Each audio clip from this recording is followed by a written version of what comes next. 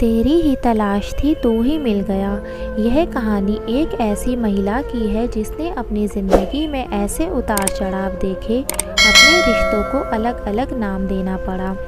एक बेटे की माँ से कैसे उसकी सास बन गई, पहले अपना सब कुछ खोया फिर सब कुछ वापस पाया, कितने विरह की वेदना से जली फिर मिलाप की खुशी से फूली नहीं समाई। बात उस वक्त की है जब हरियाणा में छोटे छोटे बच्चों की शादियां कर दी जाती थी। बहुत ही कम उम्र में लड़कियों को ब्याहकर ससुराल भेज दिया जाता था।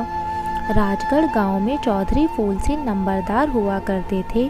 उनके घर में ज़मीन जायदाद संपत्ति की कोई कमी नहीं थी, रकमों के मालिक थे। चौधरी फूल सिंह नंबरदार की एक बेटी थी जिसका नाम संतो था। उस समय संतो की उम्र महज 12 साल थी। तो उस वक्त गांव के नाई व ब्राह्मण लोग ही रिश्ते के लिए जाते थे और लड़कियों के लिए सुयोग्य वर्ग ढूंढकर लड़की वालों को बताते थे। लगभग शादियां यही लोग तय करते थे। तब गांव के ही बिस्ना नाई ने फूल सिंह नंबरदार को सलाह दी कि अपनी बेटी का रिश्ता कर दो। मेरी नज़र में अपने गांव से 10 कोस दूर मीनार कला गांव में लड़का है। लड़का देखने में बहुत ही सुंदर और सुशील है। लड़के के पिता के पास ज़मीन जायदाद व संपत्ति भी है और गांव में मान सम्मान भी खूब है। अगर नंबरदार आप कहो तो नए रिश्ते की बात चलाऊं। फूल सिंह ने हाँ में गर्दन हिलाते हुए बिस्ना नाई को कहा, जाओ बात करो और जैसा होता है मुझे बताओ। इतना सुनते ही बिस्ना वहाँ से चौधरी साहब को राम राम कहते हुए निकल गया। और आपके वह लड़के वालों के गोत्र भी आपस में नहीं मिलते। इतना सुनते ही फूल सिंह मुस्कुराए और अपनी पत्नी को बोले, मेरे नए कपड़े निकालो, मुझे आज ही संतों के लिए लड़का देखने जाना होगा। फूल सिंह की बात सुनते ही उनकी धर्मपत्नी उनके लिए नए वस्त्र लेकर हाजिर हो गई। फूल सिंह ने भी अपना कुर्ता चादर और सिर पर कस के पगड़ी बांध ली और अपनी घोड़ी खोलकर बिस्ना नाई को साथ लेकर चल दिए संतों के लिए लड़का देखने। घोड़ी पर बैठ बाट कर काटते हुए बिस्ना नाई के साथ बतियाते बतियाते उसी गांव मीनार कला पहुंच गए जहां पर संतों के लिए लड़का देखना था। बिस्ना घबराकर जानता था वह फूल सिंह को लेकर वहां पर पहुंच गया। लड़के वालों के घर पहुंचते ही सबसे राम रमैया सलाम नमस्ते हुई। लड़के वाले भी चौधरी फूल सिंह की खूब आओ भगत की। चौधरी फूल सिंह भी लड़के वालों का व्यवहार और लड़का दोनों पसंद आए और अपनी बेटी का रिश्ता वहां पर पक्का करने की ठान ली। जैसे ही वहां से चौधरी फूल सिंह व बिस्ना नाई का लड़के वालों के घर से विदाई लेने का समय आया तो चौधरी फूल सिंह ने हाथ जोड़कर लड़के वालों को कहा, मेरी तरफ से रिश्ता पक्का समझो। आप जब मर्जी बेटी को देखने आ सकते हो। दोनों परिवारों की सहमति से दोनों बच्चों की देखभाल होने के पश्चात विवाह मुहूर्त रख दिया जाएगा। आषाढ़ में तीज के दिन विवाह होने की तारीख मुकर्रर की गई। समय अपने चक्कर पर चलता रहा और तेज़ी से आगे बढ़ता रहा। वह तारीख भी आ गई जब दोनों बच्चे ने फेरे लिए। संतो भी अपनी शादी में बहुत खुश थी क्योंकि बच्चे तो अपनी शादियों में खुश होते ही हैं। उनकी तो शादी करने का बहुत इच्छा होती है और संतो का पति रतन सिंह भी शादी की खुशी में नौ हाथ उछल रहा था। मीनार कला गांव में संतों की बारात आई। बारात में गहनों से सजी घोड़ी, बेलों की पालकी वाली बग्गी जिसमें दुल्हन को ले जाया जाना था। बारात को 4 दिन तक राजगढ़ में ठहरना था। हर बाराती का गांव के हर किसी घर में ठहराव किया गया। उस वक्त बारातें 4 या 5 दिन तक ही रुकती थीं और हर बाराती को एक एक गांववासी अपने घर पर ठहराकर एक वक्त का खाना देते थे। दूसरे वक्त का खाना जिसके यहाँ बारात आती थी वह लड़की का पिता देता था। बारात 4 दिन राजगढ़ में ठहरी। धूम धड़ाके और अच्छे इंतज़ामों के साथ विवाह संपन्न हुआ। रोती मुस्कुराती छोटी सी संतो ससुराल आ गई। ससुराल में सबने उसका मान सम्मान किया, उसे अच्छे से रखा और वापस अगले दिन उसके घर भेज दिया। जैसे ही समय जल्दी जल्दी बीतता गया और उसके ससुराल की तरफ से पता भिजवाया जाता कि मुकलावे के लिए कब आना है।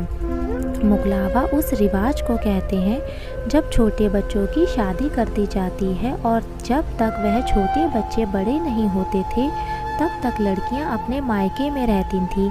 उनको बड़ा होने पर शगुन को ससुराल भेजा जाता तो उस रिवाज को मुकलावा कहा जाता था। संतों का मुकलावा हुआ, वह फिर मायके से ससुराल आई। तब संतों की उम्र 18 साल हो चुकी थी। उसे सब कुछ अच्छे से समझ आने लगा था। वह दीन दुनिया के बारे में भली भांति से जानने लगी थी। उसका पति रतन सेन जी उससे बहुत प्यार करता था। इसी बीच संतों को एक और खुशी मिली कि वह माँ बनने वाली है और संतों की खुशी को तब 4 चांद लग गए जब उसने एक सुंदर से बेटे को जन्म दिया। संतों के ससुराल वाले मायके वाले बहुत खुश हुए। सबने बधाइयाँ दी, मिठाइयाँ आयोजन किए गए, सब कुछ बढ़िया से चल रहा था। वह छोटा बच्चा अब जैसे ही 1.5 साल का हुआ तो संतों को बहुत बड़े दुख का सामना करना पड़ा। संतों का दुख इतना बड़ा था कि जैसे उस पर सारे जहाँ के दुखों का पहाड़ टूट पड़ा हो। अचानक से संतों के पति रतन सिंह की मौत हो गई। उस वक्त संतों की उम्र महज 21 साल थी और उसका बेटा 2 साल का था। अब हुआ वही जो होने को मंजूर था। संतों का कोई देवर नहीं जिससे संतों को पर्दा प्रथा के तहत कोई सहारा मिल जाता। अब परिस्थिति इतनी कठिन हो गई कि संतों के पति के बड़े भाई पहले से ही शादीशुदा थे। ऐसे में 3 जेठानियों के पास संतों की दुर्गति हो गई थी। बिना पति की औरत की हालत बिल्कुल किसी आवारा जानवर जैसी हो जाती है, जिसे हर कोई ताना मारे, हर कोई टोके, और विधवा औरत एक संयुक्त परिवार में बहुत दुखी होती है। अक्सर हर जगह देखने को मिलता है। एक दिन जैसे ही अपने ससुर के घर में झाड़ू लगा रही थी तो उसके बेटे ने कुछ शैतानी की, जिसके कारण उसकी जेठानी संतों पर ज़ोर से चिल्लाने लगी और जली कटी सुनाने लगी। संतों की जेठानी उसे सुना ही रही थी तो उसी मौके पर संतों के पिता चौधरी फूल सिंह वहाँ पहुँच गए। वह अपने बेटी को समझाते और उसे समय समय पर मिलने आ जाते थे। दुख को फूल सिंह ने अपनी बेटी की हालत को देखते हुए मन ही मन फैसला लिया कि मैं अब इसे यहाँ नहीं रहने दूँगा। चाहे मुझे कुछ भी करना पड़े, अब या तो इसे मैं अपने घर ले जाऊंगा या फिर यहाँ पर कुछ हिस्सा लेकर इसको अलग रहने की व्यवस्था कर जाऊंगा। संतों के ससुर के साथ बैठकर फूल सिंह ने आखिर में फैसला लिया कि अभी इसकी उम्र भी ज़्यादा नहीं है, इसकी दोबारा शादी भी की जा सकती है और बेटे को हम अपने पास रख लेंगे और बेटे को उसकी माँ से ज़रूर 1 साल में 2 बार मिलवाया जाएगा।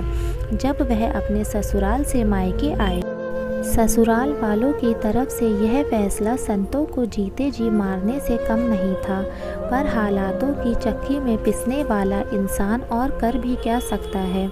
जैसे ही संतों अपने बेटे को अपने ससुराल वालों के पास छोड़कर अगले दिन अपने घर जाने वाली थी तो अपने बेटे को रात भर गले से लगाकर इतना रोई कि उसके आंसू सूख गए और अपने बेटे को कहा कि मैं तेरी माँ, मैं जब तक जीऊँगी मैं तुझे कभी नहीं भूल पाऊँगी।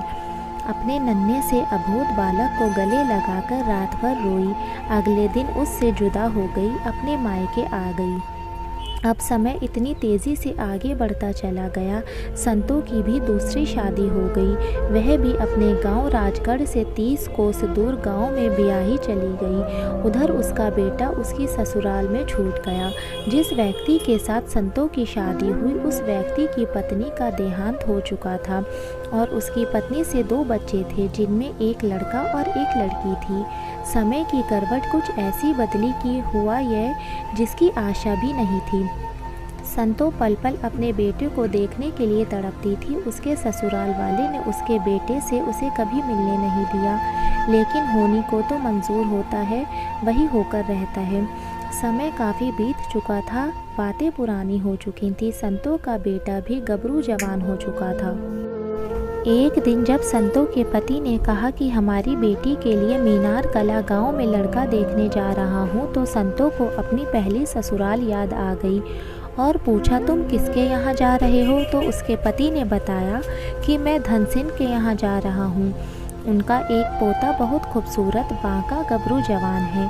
अपनी बेटी का रिश्ता पक्का ही समझो, मैंने चारों तरफ से इंतज़ाम कर लिया है। तो सब कुछ समझ चुकी थी। विधि के विधान को मार्फत से हो रहे खेल को चुपचाप रहकर देख रही थी।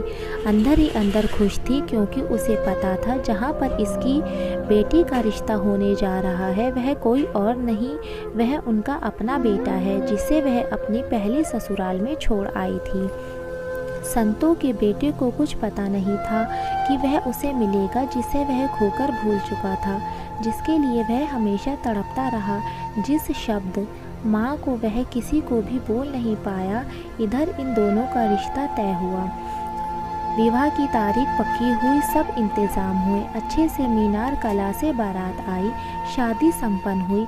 खुशी के मारे संतो फूली नहीं समा रही थी। आज वह घड़ी उसके लिए आ गई थी जिसके लिए वह विरह की वेदना में जल रही थी। शादी के कार्यक्रमों के उपरांत जब संतो अपने दामाद से मिली तो चौंक गई और अपने दामाद को गले लगाकर रोने लगी। अब वही दामाद, वही बेटा था जिसे वह अपनी पहले ससुराल में छोड़कर आ गई थी। वह किसी को कुछ नहीं बताना चाहती थी। वह सब्र का घूंट पीकर अपनी खुशी को अंदर ही दफन कर देना चाहती थी। उसकी खुशी का कोई ठिकाना नहीं था और बार बार अपने बिछड़े बेटे का माथा चूम चूम कर कहती रही, तेरी ही तलाश थी, तू ही मिल गया। अगर आपको ये स्टोरी पसंद आई हो तो इसे लाइक करें, कमेंट करें, शेयर करें और हमारे चैनल को सब्सक्राइब करना बिल्कुल ना भूलें।